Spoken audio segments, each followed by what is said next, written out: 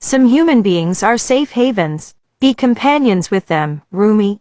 Although I don't know the language of the birds yet, there is no better place than the LPGA International Golf Course to learn it. An orchestra of chirping followed by the hammering of woodpeckers entwines my heart and soul then, and there, waves of enlightening melody and currents of soothing rhythm invite my intellect to create lyrics for the environment. All of a sudden, my flight mate in this round points out a couple of red-winged blackbirds. The amazing color scheme at their shoulders reminds me of the epaulets of the pilots. The captains flew away as I was taking their pics. I can guess they didn't like the liberty I took to capture their happy moments. Golf doesn't like diverted attention, and the next shank tried to remind me that I was there for the game, and not for the concert of the wing flappers. Asterisk.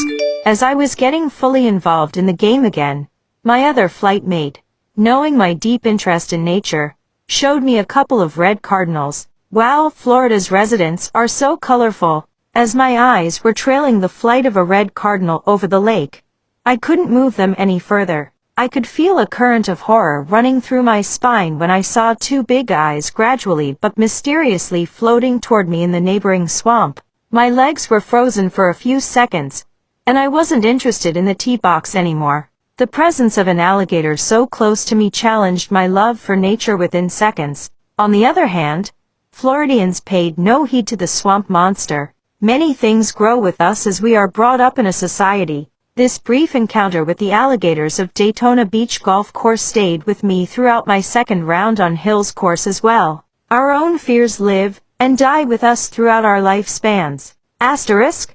The famous golf course adds something to my game as well. Although I am playing with rental clubs, I am amazed by my own game.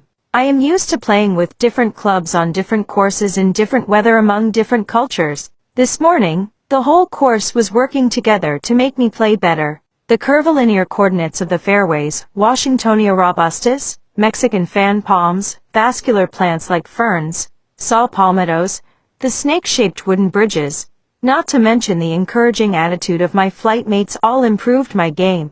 We all made birdies one after another. Of course the short par 3 also helped. The company was even greater than all things put together. Asterisk. How can I ever forget my arrival at Daytona Beach, Florida? A cherished childhood friend came to collect me from the airport. Nature appreciates in its own way when two sincere people meet. Therefore it arranged a cool breeze and a mesmerizing rainbow to accompany us as we cruised through the newly built expressway. How else can a city welcome you better? Many people will walk in and out of your life, but only true friends will leave footprints on your heart.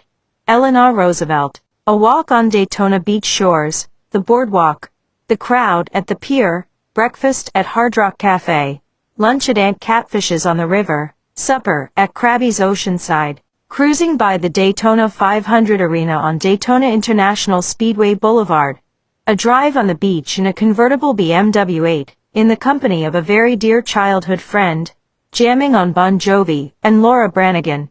It was a party? On top of that, I was under the care of my son during the whole trip. The old man had it all.